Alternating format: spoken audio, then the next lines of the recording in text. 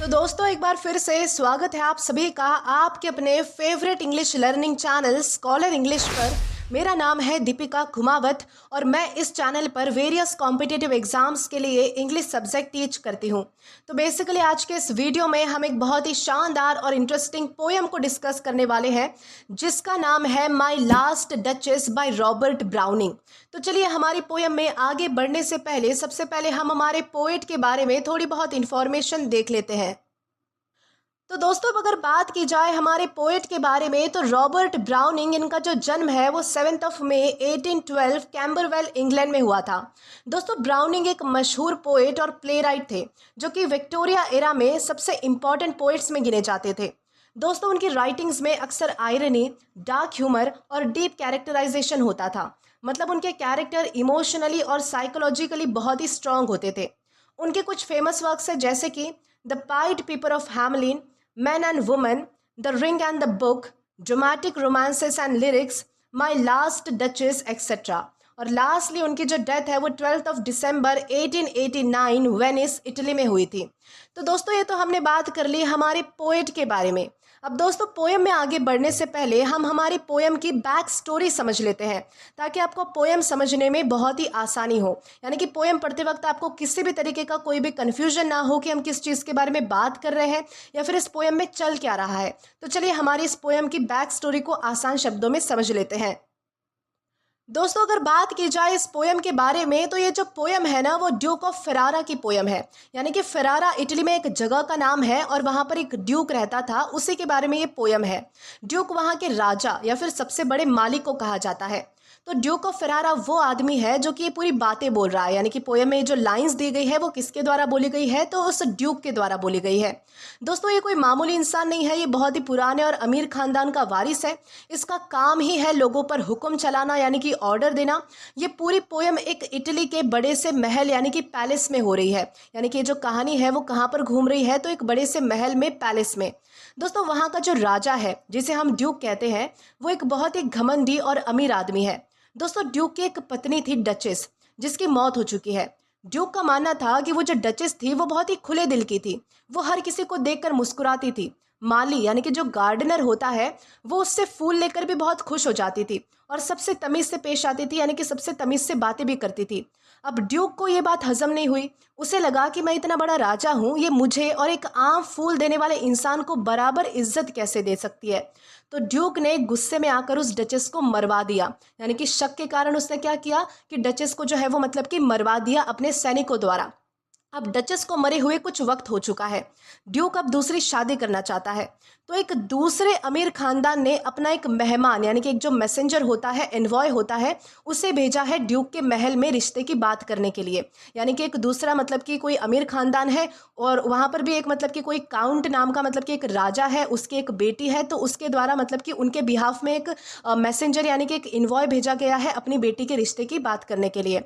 Duke इस मेहमान को अपने महल में जो है वो सैर करा रहा है और चलते चलते वो जो दोनों हैं वो एक दीवार के पास रुकते हैं जहाँ पर एक पर्दा लगा हुआ है। ड्यूक वो पर्दा हटाता है और पीछे उसकी जो है वो लास्ट डचेस यानी कि जो उसकी पिछली पत्नी थी उसकी एक बहुत ही सुंदर पेंटिंग होती है। ड्यूक उस मेहमान को वो पेंटिंग दिखाते दिखाते बातों बातों में ये सारी चीज़ें बता रहा है कि देखो ये मेरी पिछली पत्नी थी जो कि मुझे बिल्कुल भी पसंद नहीं थी। मैंने उसके साथ क्या किया, तो मैंने उसको मरवा दिया सैनिकों द्वारा, यानी कि मैंने ऑर्डर दिया और सैनिकों ने उसे ख़त्म कर दिया। अब जो ये नई लड़की आएगी ना उसे समझा देना कि मेरे नियम क्या है, मेरे तौर तरीके क्या है, मेरे रूल्स क्या है।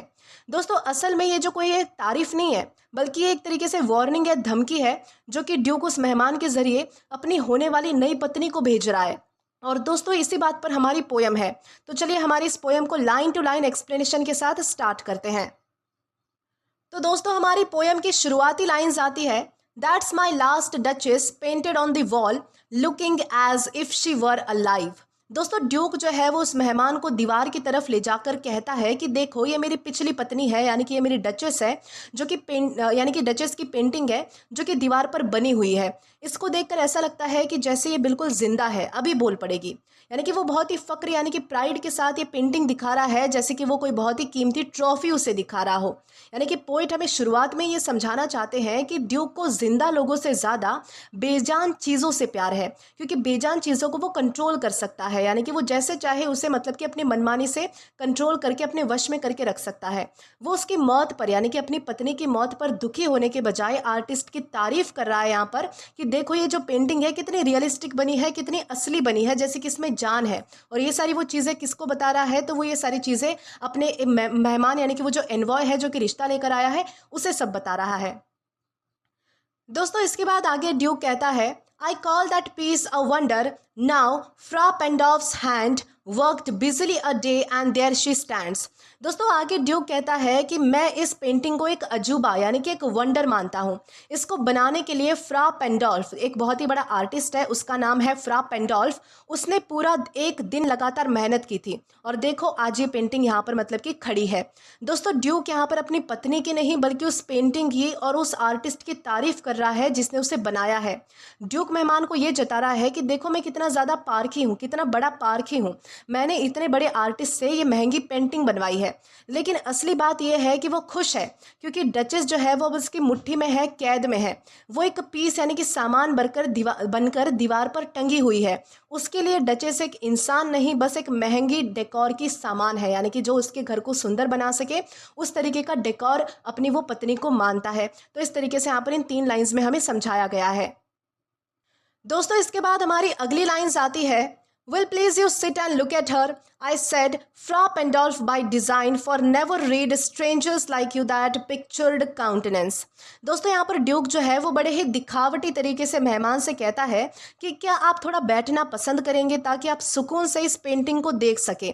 इसके बाद वो ड्यूक जो है वो कहता है कि मैंने जानबूझकर फ्रा पेंडोल्फ यानी कि आर्टिस्ट का नाम लिया क्योंकि तुम जैसे जो अजनबी जो स्ट्रेंजर्स लोग होते हैं ना, जब इस पेंटिंग को देखते हैं तो तुम्हारे मन में बहुत सारे सवाल आते हैं। दोस्तों पोइट ने यहाँ पर हमें दिखाया है कि ड्यूक को जो है वो सिर्फ पेंटिंग दिखाने में इंटरेस्ट नहीं है बल्कि उसे इस बात में भी मज़ा आ रहा है कि वो मेहमान को कैसे अपनी बातों से घुमा रहा है। तो इस तरीके से बताया गया है। दोस्तों इसके बाद आगे हमारे पोइट कहते हैं, the depth and passion of its earnest glance but to myself they turned since none puts by the curtain I have drawn for you but आई।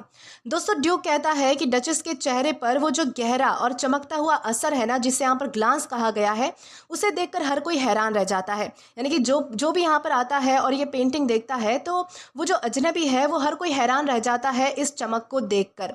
फिर वो एक बहुत ही बड़ी बात बोलता है कि वो सब लोग यानी कि जो अजनबी जो सिर्फ मेरी तरफ मुड़ते हैं कोई सवाल पूछने के लिए, क्योंकि इस पेंटिंग के आगे जो पर्दा लगा है उसे मेरे अलावा कोई भी हटा नहीं सकता।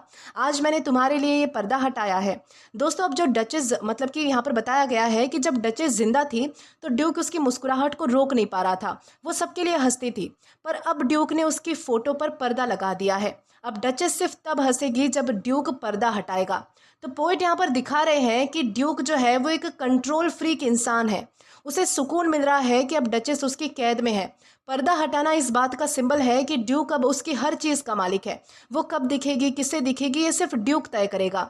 ड्यूक बेसिकली मेहमान को ये जता रहा है कि देखो ये सुंदर लड़की जो जिंदा रहते वक्त सबसे बातें करती थी अब मेरे पर्दे के पीछे बंद है। मैं चाहूँ तो पर्दा खुलेगा, मैं चाहूँ तो बंद रहेगा।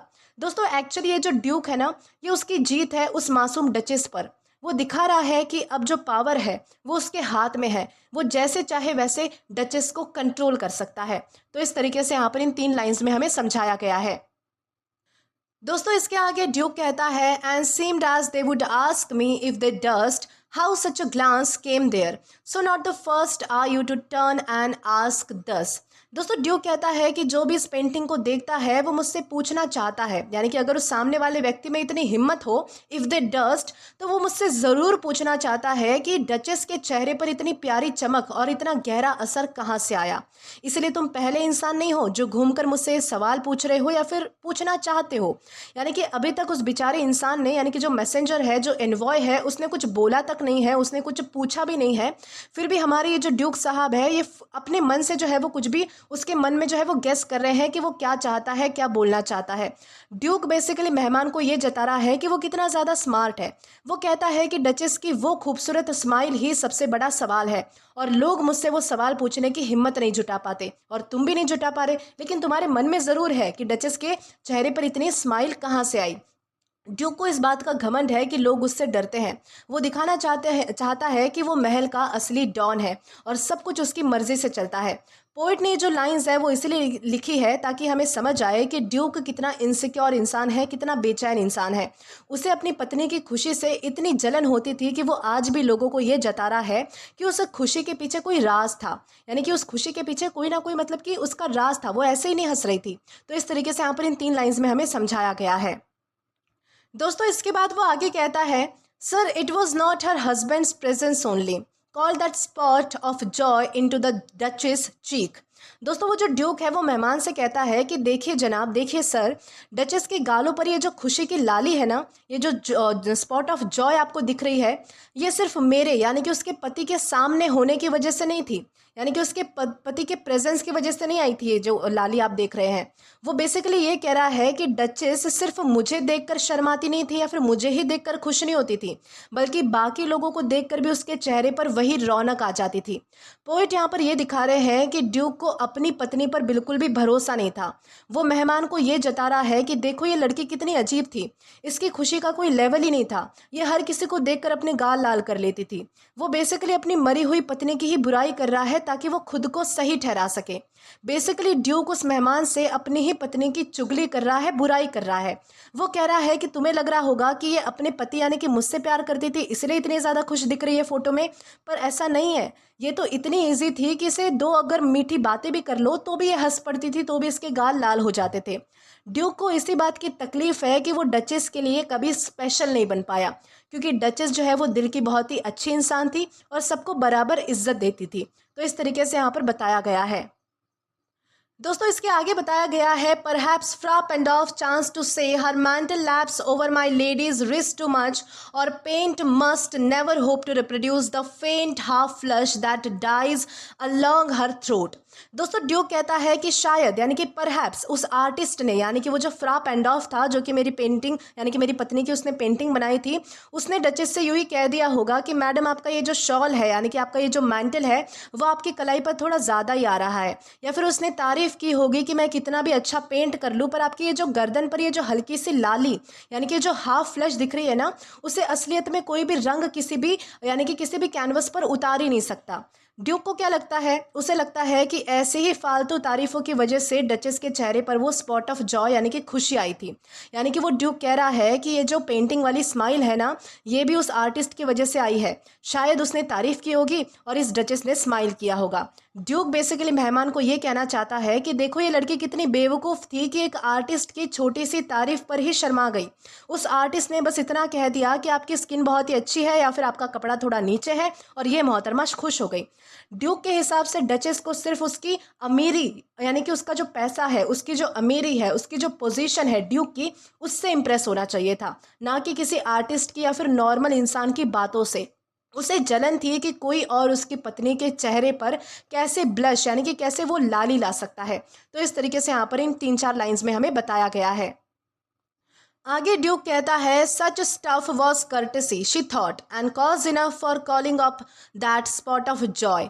दोस्तों ड्यूक कहता है कि डचेस को लगता था कि ये जो सब बातें हैं यानी कि आर्टिस्ट की तारीफ या फिर लोगों की जो मीठी मीठी बातें हैं, ये सिर्फ एक कर्टेसी है यानी कि तमीज़ या फिर लिहाज है, और उसके लिए इतनी सी बात ही काफ़ी थी। सिर्फ इतना ही काफ़ी था उसके चेहरे पर वो खुशी यानी कि लाली, वो स्पॉट ऑफ जॉय लाने के लिए।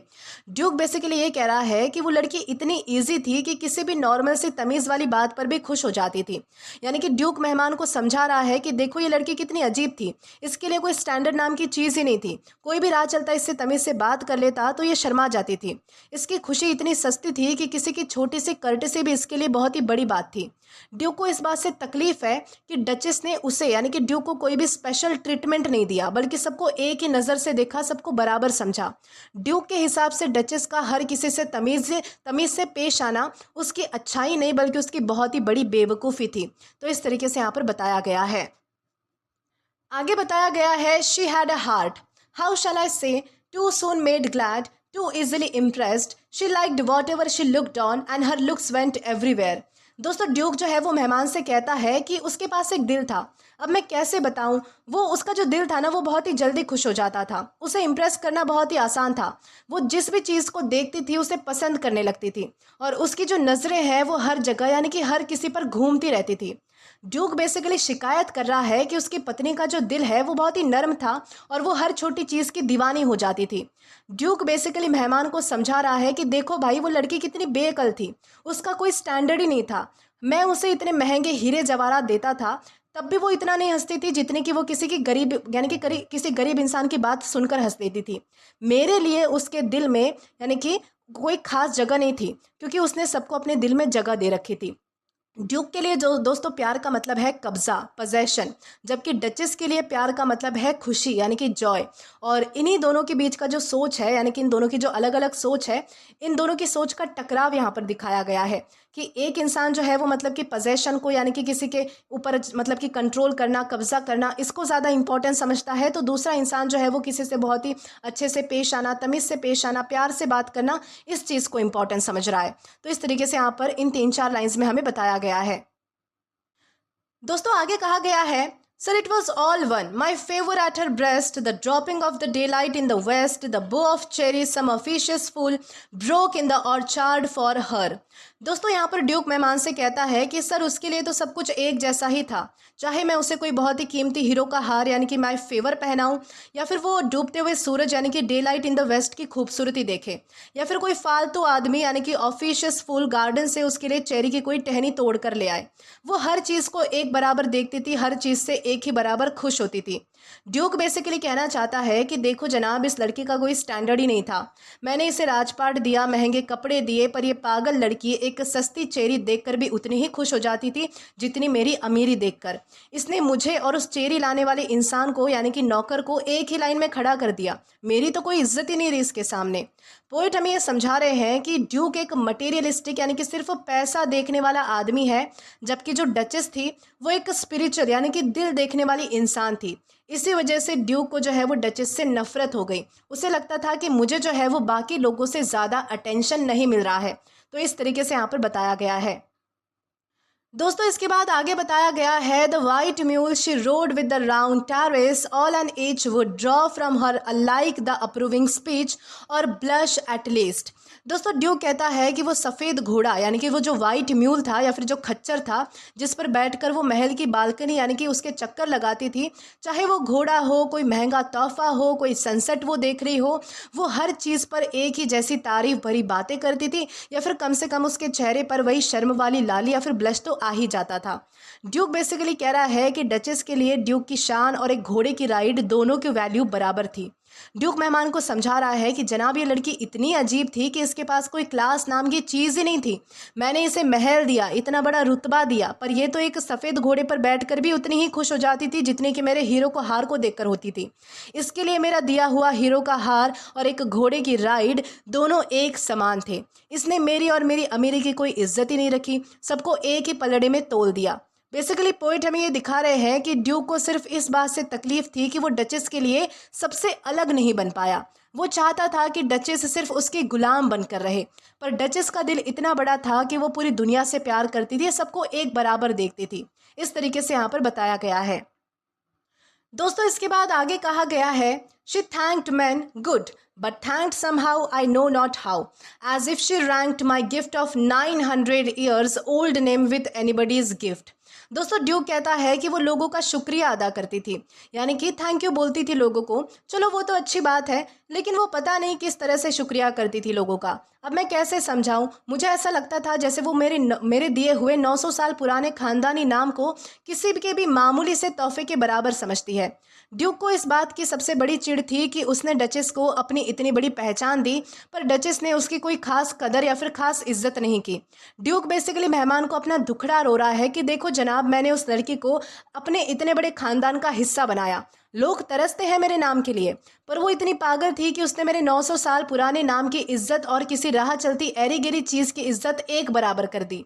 मेरे लिए उसके दिल में कोई अलग वीआईपी जगह नहीं थी, यानी कि उसने मुझे भी नॉर्मल लोगों की लाइन में खड़ा कर दिया, और यही मेरी सबसे बड़ी बेइज्जती थी। यानी कि ड्यूक के हिसाब से वो चाहता था कि उसकी पत्नी उसके यानी कि ड्यूक के घमंड को वीवीआईपी ट्रीटमेंट दे। तो इस तरीके से यहाँ पर बताया गया है। दोस्तों इसके बाद ड्यूक कहता है कि who'd stoop to blame this sort of trifling, even had you skill in speech, which I have not, to make your will quite clear to such an one। दोस्तों ड्यूक कहता है कि कौन इतना नीचे गिरेगा, कौन इतना स्टूप करेगा कि ऐसी छोटी छोटी बातों यानी कि ट्रिफलिंग मतलब कि ऐसी छोटी छोटी बातों पर किसी को ब्लेम करे या फिर किसी से शिकायत करे। यानी कि भले ही मेरे पास बात करने का हुनर यानी कि स्किल इन स्पीच होता, जो कि मुझ में नहीं है, और मैं उस डचेस जैसे इंसान को अपनी मर्जी एकदम साफ साफ समझा देता। यानी कि ड्यूक बेसिकली कह रहा है कि देखो जनाब, मैं इतना बड़ा आदमी हूँ कि मैं उससे बहस करके अपना लेवल नीचे नहीं गिराना चाहता हूँ। क्या मैं अब उसे समझाता बैठूँ कि देखो उस माली को देखकर मुस्कुराओ मत, या फिर मेरे नाम की इज्जत करो, या फिर मेरे इर्द गिर्द घूमो। मैंने सोचा कि अगर उसे इतनी सी बात खुद समझ नहीं आती तो उससे बात करना ही मेरी बेइज्जती है। यानी कि ड्यूक कभी भी डचेस के सामने समझाने के तौर पर कभी भी झुकना नहीं चाहता। ड्यूक का लॉजिक ये है कि वो हुक्म देना जानता है, रिक्वेस्ट करना नहीं। उसने समझाने के बजाय चुप रहना चुना, और उसकी खामोशी के पीछे एक बहुत ही बड़ा तूफान यानी कि बहुत ही बड़ी प्लानिंग छुपी हुई थी। यानी कि वो क्या करने वाला है, तो ड्यूक को मारने वाला, डचेस को मारने वाला है, सॉरी। आगे कहा गया है एंड से जस्ट दिस और that in you disgust me here you miss or there exceed the mark, and if she let herself be lessened so nor plainly set her wits to yours, forsooth and made excuse, even then would be some stooping, and I choose never to stoop। दोस्तों Duke क्या कहता है, Duke कहता है कि मैं उसे अगर कहता कि तुम्हारी ये जो बात या फिर तुम्हारी वो बात मुझे अच्छी नहीं लगी, मुझे इससे घिन आती है, मुझे डिस्गस्ट दिलाती है, या फिर यहाँ पर तुम गलती कर रही हो, यहाँ पर तुम लिमिट क्रॉस कर रही हो, अगर ये सारी बात मैं उसे कह भी देता और अगर वो मेरी बात मान भी लेती, मुझसे बहस ना करती, माफ़ी मांग लेती, तब भी उससे ये मेरा कहना यानी कि तब भी मेरा ये उससे कहना झुकने के बराबर है, स्टूपिंग के बराबर है। और ड्यूक कहता है कि मैंने फैसला किया कि मैं कभी नहीं झुकूंगा। यानी कि ड्यूक अपनी पत्नी को समझाने को झुकना मानता है। ड्यूक मेहमान को बड़े गर्व से कहता है कि देखो भाई, मैं इतना बड़ा आदमी हूँ कि मैं अपनी बीवी को तमीज़ सिखाने के लिए भी अपना मुँह तक नहीं खोलना चाहता था। कौन उसे बहस करेगा, कौन उसे समझाएगा, मैं इतना नीचे नहीं गिर सकता था। इसलिए मैंने वो रास्ता चुना जहाँ पर मुझे झुकना ना पड़े। पोइट ने यहाँ पर दिखाया है कि ड्यूक की क्रूएल्टी कितनी ज़्यादा थी, यानी कि ड्यूक कितना बेरहम था। ड्यूक को लगता था कि किसी को समझाने का मतलब होता है उसके सामने झुकना, इसलिए उसने खामोशी से उसके यानी कि डचेस के खिलाफ साजिश रची उसे मारने की। तो इस तरीके से यहाँ पर बताया गया है। दोस्तों इसके बाद हमारे पोइट कहते हैं, oh sir she smiled no doubt when ever I passed her, but who passed without much the same smile. Duke कहता है कि ओ सर, इसमें कोई शक वाली बात नहीं है, इसमें कोई डाउट नहीं है कि जब भी मैं उसके पास से गुजरता था तो वो मुझे देखकर मुस्कुराती थी, लेकिन क्या हर वो शख्स जो उसके पास से गुजरता था उसे वही मुस्कुराहट नहीं मिलती थी? यानी कि इसकी क्या गारंटी है? ड्यूक को इस बात का गम भी था और गुस्सा भी था कि उसकी पत्नी की मुस्कुराहट उसके लिए कोई स्पेशल नहीं थी। ड्यूक बेसिकली मेहमान से कह रहा है कि देखो जनाब, वो मुझसे प्यार से पेश आती थी, मैं मानता हूँ, पर वो हर किसी से वैसे ही थी। यानी कि मेरे लिए उसकी मुस्कुराहट में कोई खास बात या फिर मतलब कि कोई खास ट्रीटमेंट नहीं बचा था, क्योंकि वो पब्लिक प्रॉपर्टी बन चुकी थी। मैंने उसे इतना बड़ा नाम दिया, पर उसने मेरी मुस्कुराहट और एक राह चलती मुस्कुराहट में कोई फ़र्क ही नहीं रखा। इस तरीके से यहाँ पर बताया गया है। दोस्तों आगे वो ड्यूक कहता है, this grew I gave commands then all smile stop together, there she stands as if alive, will you please rise, we will meet the company below then. दोस्तों ड्यूक कहता है कि ये सब यानी कि उसका जो मुस्कुराना है वो बहुत ज़्यादा बढ़ रहा था। फिर मैंने जो है वो कमांड्स दिए, हुक्म दिए, और फिर सारी मुस्कुराहटें एक साथ रुक गई, यानी कि ऑल स्माइल स्टॉप टुगेदर। देखिए अब वो वहाँ पर खड़ी है जैसे कि जिंदा हो। जनाब आप क्या अब उठना पसंद करेंगे? चलिए नीचे चलते हैं, बाकी मेहमानों से मिलते हैं। इस तरीके से वो जो है वो उस मैसेंजर से कह रहा है। यानी कि ड्यूक मेहमान को धमकी भरे अंदाज में बता रहा है कि देखो जनाब, जब वो नहीं सुधरी तो मैंने अपने तरीके से उसे चुप करवा दिया। मैंने हुक्म दिया मेरे सैनिकों को और उसकी हंसी हमेशा के लिए ख़त्म हो गई, यानी कि वो मर गई। अब वो सिर्फ दीवार पर टंगी हुई है जहाँ पर मैं जब चाहूँ उसे देख सकता हूँ और कोई दूसरा उसे मेरे अलावा नहीं देख सकता। चलिए अब नीचे चलते हैं, मेरी अगली शादी की बात करते हैं, बाकी मेहमानों से मिलते हैं। यानी कि ड्यूक ने अपनी पत्नी की लाइफ को एक आर्ट पीस में बदल दिया ताकि वो उस पर पूरा कंट्रोल कर सके, क्योंकि जीते जी तो वो ये कर नहीं पा रहा था। तो इस तरीके से यहाँ पर बताया गया है। दोस्तों इसके बाद लाइंस आती है, I repeat, the count your master's known munificence is ample warrant that no just pretense of mine or for dowry will be disallowed. दोस्तों ड्यूक मेहमान से कहता है कि मैं फिर से दोहराता हूँ, आई रिपीट, आपके जो मालिक है काउंट, उनकी दरिया दिली यानी कि उनकी जो म्यूनिफिसेंस है उनके बारे में सब लोग जानते हैं, इसलिए मुझे पूरा भरोसा है, यानी कि I is ample warrant. Ample warrant का मतलब है कि मुझे पूरा भरोसा है कि मेरी जो दहेज की जायज़ मांग होगी, यानी कि जस्ट प्रिटेंस जो होगी मेरी, जो भी कुछ मैं मांगूंगा उसे ठुकराया नहीं जाएगा। बेसिकली ड्यूक मैसेंजर को मक्खन लगा रहा है और साथ ही साथ वो धमकी भी दे रहा है और वो कह रहा है कि देखो मुझे पता है कि तुम्हारे मालिक बहुत ही अमीर है और दरिया दिल इंसान है, और मुझे उम्मीद है कि जो भी मैं कुछ दहेज की लिस्ट भेजूंगा वो उसे मना नहीं कर पाएंगे। मुझे पैसों से बहुत ही लगाव है और मैं अपनी कीमत को जानता हूँ। पोइट ने यहाँ पर बेसिकली ड्यूक को एक मटेरियलिस्टिक मॉन्स्टर के रूप में दिखाया है जो कि रिश्तों को सिर्फ फायदे और नुकसान की नज़र से तोलता है। तो इस तरीके से यहाँ पर हमें समझाया गया है। दोस्तों इसके बाद है, though his fair daughter's self as I avowed at starting is my object, nay we will go down together sir. Duke कहता है कि भले ही काउंट की खूबसूरत बेटी खुद ही मेरा असली मकसद यानी कि ऑब्जेक्ट है, जैसे कि मैंने शुरुआत में ही आपको कह दिया था। और नहीं सर, अब आप अकेले नहीं जाएंगे, हम सब साथ में नीचे चलेंगे। ड्यूक बेसिकली कह रहा है कि देखो जनाब, कहीं आप ये ना समझ बैठना कि मैं सिर्फ पैसों का भूखा इंसान हूँ। मेरे लिए तो काउंट की बेटी ही सब कुछ है, पैसा तो बस बोनस है। चलिए अब आप मेरे साथ नीचे चलिए, मैं आपको अकेला नहीं छोड़ूंगा, हम साथ में चलेंगे। ड्यूक यहाँ पर एक परफेक्ट एक्टर की तरह बिहेव कर रहा है। एक पल में वो कातिल बनता है, एक पल में लालची इंसान बनता है और एक ही पल में अब शरीफ इंसान बनने का ढोंग कर रहा है। इस तरीके से यहाँ पर बताया गया है। अब दोस्तों इसके बाद हमारी इस पोयम की आखिरी कुछ लाइन्स आती है। तो दोस्तों हमारी आखिरी कुछ लाइंस में बताया गया है, notice Neptune though taming a sea horse thought a rarity which Claus of Innsbruck cast in bronze for me. दोस्तों ड्यूक मेहमान से कहता है कि जाते जाते ज़रा इस नेपच्यून यानी कि समुद्र के देवता के स्टैचू को देखिए, जो एक सी हॉर्स यानी कि समुद्री घोड़े को काबू यानी कि टेम कर रहा है। ये एक बहुत ही रेयर यानी कि अनोखी चीज़ है जिसे इनिसब्रक के एक मशहूर कलाकार क्लॉस ने खासकर मेरे लिए ब्रॉन्ज मेटल में बनाया है। दोस्तों इस लाइन में बेसिकली सिंबॉलिज्म छुपा हुआ है। यहाँ पर नेपच्यून जो है वो ड्यूक का सिंबल है जो कि सी हॉर्स यानी कि डचेस को कंट्रोल कर रहा है। यानी कि नेपच्यून जिस तरह सी हॉर्स को काबू कर रहा है वैसे ही ये ड्यूक अपनी वाइफ को किया करता था। ड्यूक जो है वो खुद को एक देवता समझता है जिसका काम है लड़कियों की वाइल्ड हंसी और उनकी आज़ादी को कुचल कर उन्हें अपना गुलाम बनाना। ड्यूक ने अपनी पत्नी की मौत का जिक्र इतनी ठंडक से किया जैसे कि कोई अपनी पुरानी कार बेचती हो। वो मेहमान को बेसिकली घुमा फिरा कर इनडायरेक्टली ये मैसेज दे रहा है कि देखो मैं नेपच्यून हूँ, अगर तुम्हारे मालिक यानी कि काउंट की बेटी ने मेरे मुताबिक बिहेव नहीं किया तो उसका भी वही हाल होगा जो कि इस पेंटिंग वाले का हुआ था। मैं काबू करना चाहता हूँ। बेसिकली ड्यूक के लिए इंसानी जज्बात का यानी कि कोई मतलब नहीं था, कोई कीमत नहीं थी। उसके लिए सिर्फ पावर, मनी और कंट्रोल मायने रखता था। इस तरीके से यहाँ पर हमें समझाया गया है। तो दोस्तों इसी के साथ हमारी ये जो पोएम है वो यहीं पर ख़त्म होती है। दोस्तों इस पोएम का ओवरऑल मैसेज बहुत ही गहरा और डार्क है। रॉबर्ट ब्राउनिंग ने एक ऐसे इंसान की कहानी दिखाई है जो इतना ज़्यादा घमंडी है कि वो किसी की भी मासूमियत को भी बर्दाश्त नहीं कर सकता। ये पोएम एक वार्निंग है कि घमंड और शक जो है वो किसी भी रिश्ते को ख़त्म कर सकता है।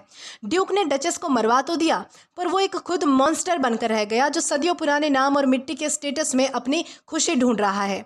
ड्यूक नेपच्यून बनना चाहता है जो हर किसी को टेम करे, पर असल में वो एक अकेला और नफरत से भरा हुआ इंसान है। तो इस तरीके से यहाँ पर हमारी इस पोयम में हमें समझाया गया था। तो दोस्तों आज के लिए बस इतना ही। आशा करती हूँ कि आपको ये जो पोयम है वो अच्छे से समझ आई हो और पसंद भी आई हो। दोस्तों अगर आपने अभी तक हमारा टेलीग्राम चैनल ज्वाइन नहीं किया है तो टेलीग्राम पर English with Deepika Kumawat search करके या फिर डिस्क्रिप्शन में दिए गए लिंक के थ्रू, साथ ही साथ अभी जो आपको आपके स्क्रीन पर QR कोड दिख रहा है वहाँ से भी आप जो है वो डायरेक्टली स्कैन करके हमारा टेलीग्राम चैनल ज्वाइन कर सकते हैं, ताकि आप कभी भी किसी भी नए आने वाले वीडियोज़ को लेकर कोई भी अपडेट्स को मिस ना करें। और दोस्तों अगर आपको आज का ये वीडियो पसंद आया है या फिर हेल्पफुल लगा है तो do like this video, subscribe the channel and share as much as you can. और अगर आपने इससे पहले वाले वीडियोस नहीं देखे हैं तो यहाँ पर मैंने एक प्लेलिस्ट प्रोवाइड कर दी है जहाँ पर आप क्लिक करके वो सभी पहले वाले वीडियोस भी देख सकते हैं और एक्सप्लोर कर सकते हैं। Till then keep learning. Thank you.